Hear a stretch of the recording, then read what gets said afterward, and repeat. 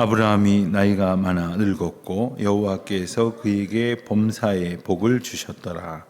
아브라함이 자기 집 모든 소유를 맡은 늙은 종에게 이르되 청하건대 내 허벅지 밑에 내 손을 넣으라. 내가 너에게 하늘의 하나님 땅의 하나님이신 여호와를 가리켜 맹세하게 하노니 너는 내가 거주하는 이 지방 가나안 족속의 딸 중에서 내 아들을 위하여 아내를 택하지 말고 내 고향 내 족속에게로 가서 내 아들 이삭을 위하여 아내를 택하라. 종이 이르되 여자가 나를 따라 이방으로 오려고 하지 아니하거든 내가 주인의 아들을 주인이 나오신 땅으로 인도하여 돌아가리이까. 아브라함이 그에게 이르되 내 아들을 그리로 데리고 돌아가지 아니하도록 하라. 하늘의 하나님 여호와께서 나를 내 아버지의 집과 내 고향 땅에서 떠나게 하시고 내게 말씀하시며 내게 맹세하여 이르시기를 이 땅을 내 시에게 주리라 하셨으니 그가 그 사자를 너보다 앞서 보내실지라. 내가 거기서 내 아들을 위하여 아내를 택할지니라. 만일 여자가 너를 따라오려고 하지 아니하면 나의 이 맹세가 너와 상관이 없나니 오직 내 아들을 데리고 그리로 가지 말지니라. 그 종이 이에 그의 주인 아브라함의 허벅지 아래에 손을 놓고 그 일에 대하여 그에게 맹세하였더라. 아멘. 이제 우리가 앞장에서 본 대로 아브라함의 아내 사라가 세상을 떠났습니다. 그래서 그 집에는 아브라함과 이삭만 남았습니다. 이삭이 결혼한 즈음이 40세이고 그러면 아브라함은 140세가 됩니다. 140세 된 늙은 아버지와 그리고 40살이 된 노총각 아들 둘이 있는 집의 분위기를 한번 여러분 떠올려 보십시오.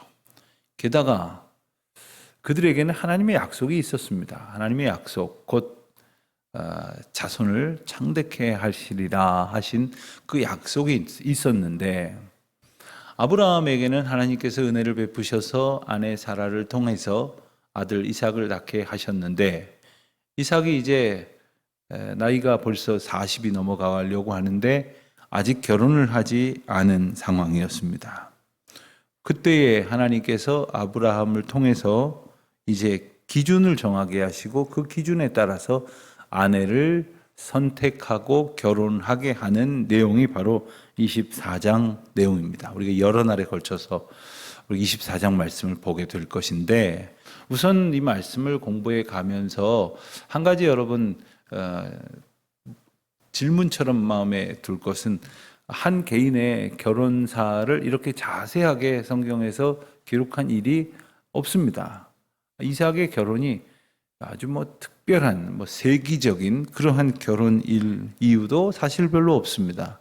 그러나 이 한 가정이 이제 자녀를 결혼시키고 또 그래서 그 가문을 이어가게 하는데 어떻게 기도하고 어떻게 그 일을 하나님의 은혜로 얻고자 애쓰는지를 우리가 이 말씀을 통해서 보면서 우리가 일생에 나의 결혼은 한 번이겠으나 우리가 형제, 자녀, 또 조카, 또 이웃, 친지, 친구들 또는 친구들의 자녀들 이렇게 수많은 결혼의 이벤트를 우리가 보면서 살아가는 인생 속에서 우리는 또 무엇을 생각할 수 있게 하시려는지를 먼저 마음에 소원하면서 이 말씀을 보시면 좋을 것 같습니다. 1절 말씀을 보면 아브라함이 나이 많아 늙었고 했습니다. 나이가 많아 늙었다 하는 말은 이제 여호와의 열조, 즉 이제 하나님의 나라에 다다를 때가 가까웠다 하는 관용적인 표현입니다. 즉 아브라함의 시대가 이제 그쳐져 가고 그리고 다음 시대 하나님께서 펼쳐 가실 새로운 세대가 이제 임박했다 하는 그런 의미를 읽을 수가 있습니다. 여호와께서 그에게 범사에 복을 주셨다 했습니다. 범사에 항상 모든 일에 복을 주셨다 하는 이야기는 바꿔 말하면 모든 일에 복을 얻을 만하게 살아갔다 하는 이야기입니다. 우리가 잘 아는 대로 아브라함은 75세에 부름을 받아 고향 땅을 떠나 하나님의 인도하심을 받아 여기까지 이르렀지만 그간 참 많이도 걱정을 끼치기도 했고 염려할 만한 실수를 하기도 했습니다. 불신앙적인 모습을 보이기도 했고 그저 연약한 중에 하나님을 의지하지 않는 불순종의 모습을 보이기도 했습니다. 그러나 이제 시간이 지나면서 나이를 먹어가면서 말년으로 향해 가면서 범사에 복을 주시는 하나님의 은혜를 얻게 되었다. 저는 저와 여러분이 세월이 지나갈수록 나이를 먹어갈수록 하나님께 더 가까이 온전히 순종해서 더욱더 하나님의 복을 얻어서 범사에 하나님의 복을 얻는 그런 삶을 살아가실 수 있게 되시기를 주님의 이름으로 축원드립니다. 여러분, 우리가 우리 인생은 잘 못 봐도 우리 주변에 있는 분들을 보아가며 살기에 우리가 느끼는 것이 있습니다. 아, 참 저분은 근사하게 나이 드시는구나. 참 나도 저렇게 나이 먹으면 정말 좋겠다. 그런 생각을 하게 되는 분들이 있는 반면에 그렇지 못한 분들을 또 봅니다. 아주 옆에 있는 사람들을 질리게 만드는 그런 노년을 보내서야 되겠습니까? 근데 그런 분들이 적지 않습니다. 점점 고착되어 갑니다. 왜냐하면 자기 자신만을 기반 삼아 살아가기 때문에 그렇습니다. 시간이 지나면 모든 것을 잃어버릴 수밖에 없습니다. 건강도 잃어버리고 지식도 잃어버리고 내가 가지고 있었던 모든 역량도 다 잃어버려 갑니다. 그러나 하나님의 능력을 의지할 때에 우리는 비록 약하나 주님은 강하시기에 주님의 도우심을 힘입어서 언제나 합당한 하나님의 은혜와 능력을 얻게 될 것이지 않습니까? 그 은총을 누릴 수 있기를 원합니다. 2절 보면은 아브라함이 한 사람을 이제 불러 이 일을 이제 맡기려고 합니다. 그 사람은 누구냐? 바로 자기 집 모든 소유를 맡은 늙은 종이다. 이렇게 설명을 합니다. 앞서 우리가 창세기 14장에서 보았을 때 창세기 14장에 한 사람의 이름이 등장을 하는데 그가 바로 다메섹의 엘리에셀이라 하는 사람이었습니다. 그가 이름이 소개됐던 것은 그 다메섹 엘리에셀을 통해서 이제 여러 가지 이제 의미가 설명이 되는데 그게 중요한 것 중에 하나는 바로 그가 이제 자식이 없을 것이라고 일면 포기했던 아브라함의 상속자로 아브라함이 마음에 두고 있었던 사람이었습니다. 그래서 그가 가지고 있는 그가 갖게 된 많은 재산이나 또한 부리고 있는 많은 사람들, 이끌고 있는 또 그를 이제 따르던 많은 가솔들을 이제 맡아서 이제 나 늙었으니 누가 이 일을 맡을까 하다가 신실한 종이라 여기는 한 늙은 종을 택한 겁니다. 그 사이에 시간이 또 많이 흘러서 늙은 종이라 이렇게 표현을 하고 있습니다. 벌써 40년 전 일이 아닙니까? 이삭이 태어난 게.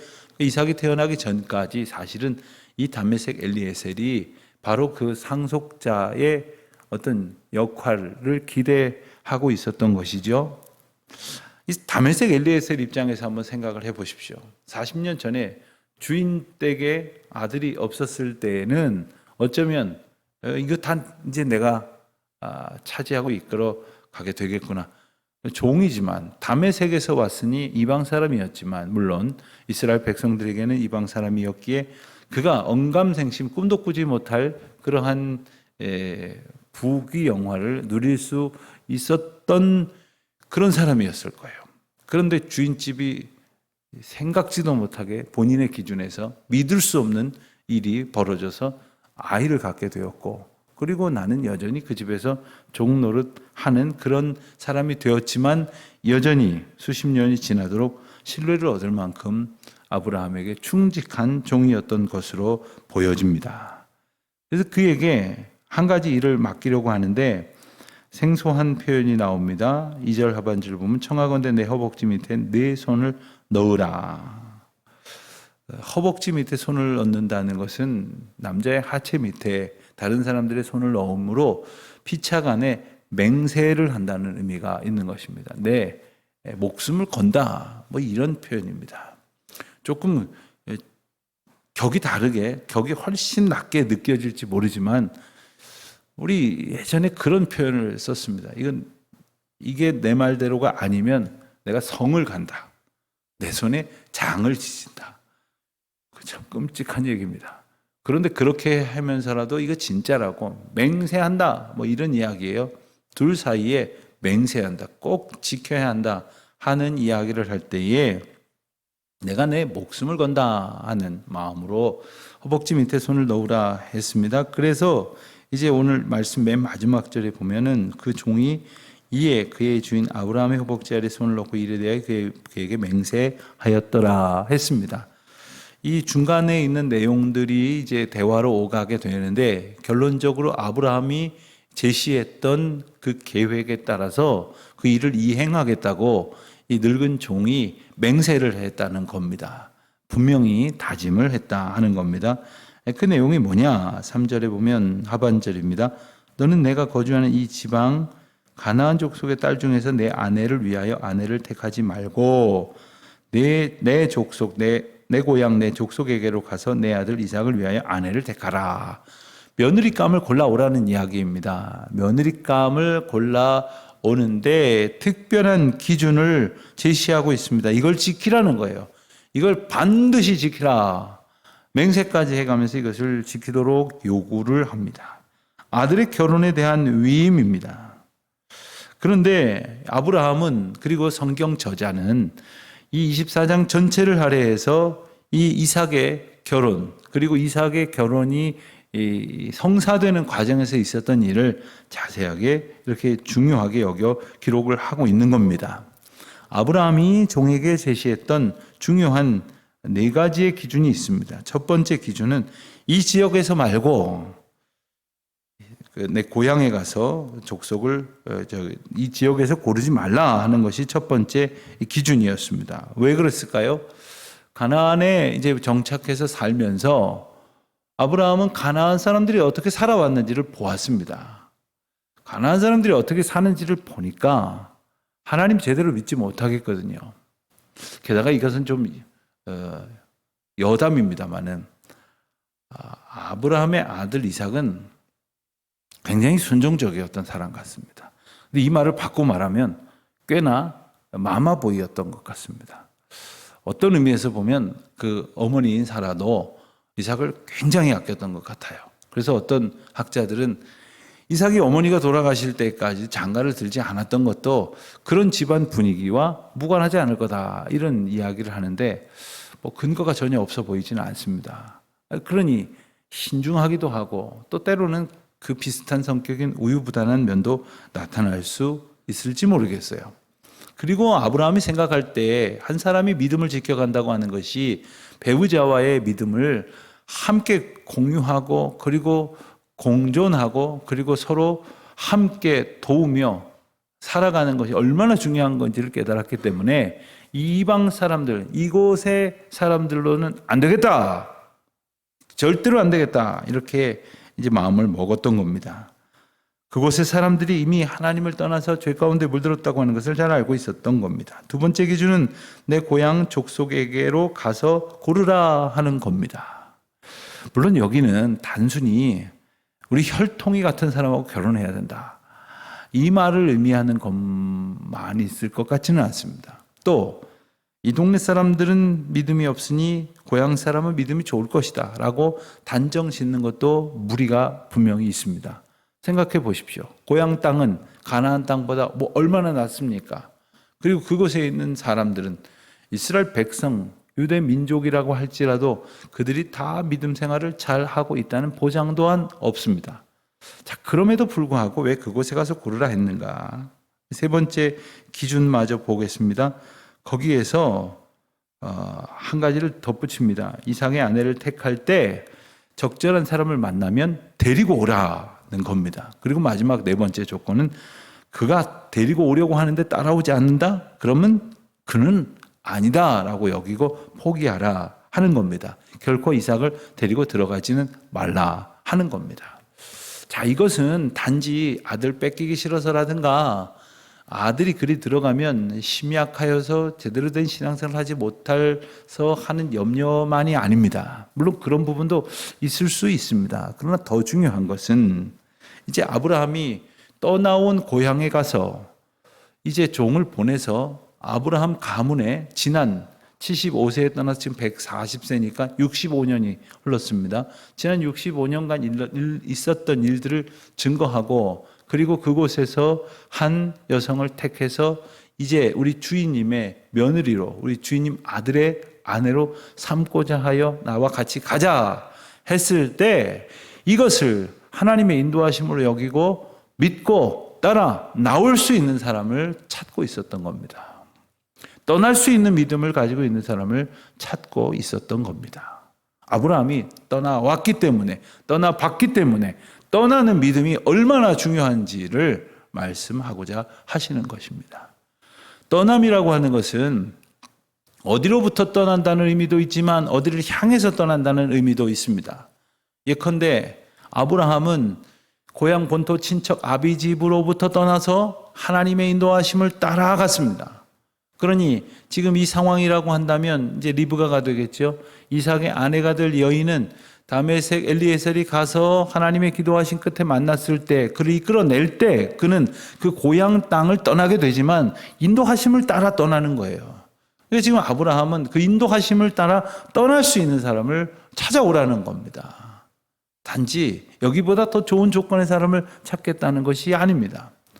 아브라함은 이런 기준을 통해서 며느리를 보려고 했습니다. 자, 그런데 오늘날 소위 믿는다고 하는 가정에서 또 소위 신앙생활을 잘 한다고 하는 청년들이나 또 그런 청년들을 두고 있다고 하는 부모님들 중에서도 종종 그런 기준과 전혀 상관이 없는 결혼을 결론적으로는 서슴지 않고 선택하는 경우가 얼마나 많은지 모릅니다. 혹 이 가운데에도 그런 분들이 계실 수 있기 때문에 제 말씀이 상처가 되실런지 모르지만 그것은 분명히 엄청난 그러한 그 시련의 과정을 겪을 수밖에 없습니다. 하나님께서 특별하신 가운데에 그들을 택하시고 또 고쳐가시고 강권적으로 그 삶을 인도하여 주시기를 바라지만 그러지 않는다면 그런 은혜를 얻지 못한다면 상당한 세월 동안 믿음의 사람이 아닌 사람과 결혼할 때 고통할 수밖에 없어요. 저희 신학교 다닐 때에 신학교 앞에 그 빵집이 하나 있었는데 그 빵집에 저희보다 나이가 좀 여러 살 위인 그 교회에서 아주 제일 특급 교수로 이렇게 삼던 그런 한 청년이 있었습니다. 제가 대학교 입학할 때부터 얼굴을 이렇게 봐서 아주 편하게 인사하고 지냈는데 어느 날 결혼을 하신다는 거예요. 그래서 축하한다고 했는데 그 다음 날부터 그냥 볼 때마다 그 빵집 카운터에 앉아서 울어요. 신학교 앞 빵집 카운터에 앉아서 우는 여자. 아주 그냥 모두가 다 알아요. 앉았다 하면 울어요. 그래서 이제 사람들이 그 마음이 불편해지니까 그 빵집에 잘 들어가지 않게 되지 않겠습니까? 그래서 사람 나중에 보니까 소문이 나기를 믿음이 좋은 가정에 믿음이 좋은 청년인데 어떻게 그 좀 뭐 여러 가지 세상적인 조건을 보고서는 결혼을 했어요. 그런데 교회도 못 가게 한다는 거예요. 그리고 심지어 그 매장 안에다가 신학교 앞에서 영업을 하니까 그리고 본인의 신앙 고백을 따라서 찬송가도 이렇게 은은하게 틀어놓고 그랬는데 그런 것도 절대 못 들게 하고 그리고 거기 오는 손님들 보라고 신앙서적도 이렇게 쭉 비치해 놨는데 그것도 다 갖다 치워버리게 하고 심지어는 상호도 바꿔버렸어요. 성경적인 이름에 좋은 뜻을 담아서 상호를 정했는데 그것도 바꿔버렸어요. 얼마나 고통을 겪고 있는 것을 그 신학생들이 아주 몇 년에 걸쳐서 이렇게 보고 아주 정말 그분에게는 안 됐습니다만은 좋은 교훈이 되었어요. 여러분 그런 일들이 얼마나 많은지 몰라요. 그런 일들이 없기를 바라지만 그런 일들이 내게는 없을 것이라고 그렇게 생각을 하면서 결혼을 하고 결혼을 시키지만 그런 이야기들은 우리 주변에서 정말 수도 없이 들어보게 되는 겁니다. 왜요? 기준이 다른 사람이 기준이 다른 열심을 가지고 각각의 소원을 가지고 살아갈 때에 어떻게 멍에를 같이 맬 수 있게 되겠습니까? 아브라함은 이것이 너무나 중요하다는 것을 알고 있었어요. 그렇기 때문에 결코 이 조건을 포기하지 마라. 너무나 근사한 사람, 합당한 사람을 만났는데 같이 가자 했는데 따르지 않는다면 볼 것도 없다. 뒤돌아보지 마라. 데리고 나오지 마라. 데리고 들어가지도 마라. 분명한 기준을 정하고 있는 겁니다. 물론 이 기준이 최상이냐 아니냐 다른 측면에서 얼마든지 생각할 수 있을지 모릅니다.